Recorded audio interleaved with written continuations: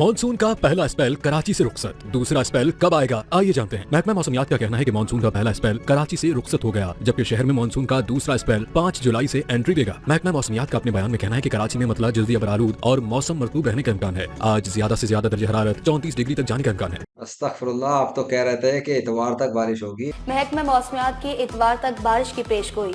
बारिश में हादसात से बचाव के लिए के इलेक्ट्रिक का फील्ड स्टाफ अलर्ट। आपके पास तो बड़ी पक्की रिपोर्टें होती है ना, बड़ा सिस्टम लगा हुआ होता है आपका तो।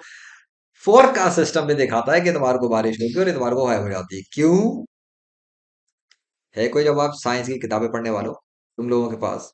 कराची में इतवार के दिन बारिश की तरह गायब हुई। मॉनसून का पहला स्पेल कराची से रुखसत। जाओ ढूंढ के दिखाओ अगर तुम सच्चे हो।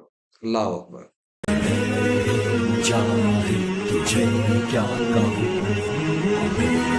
सफर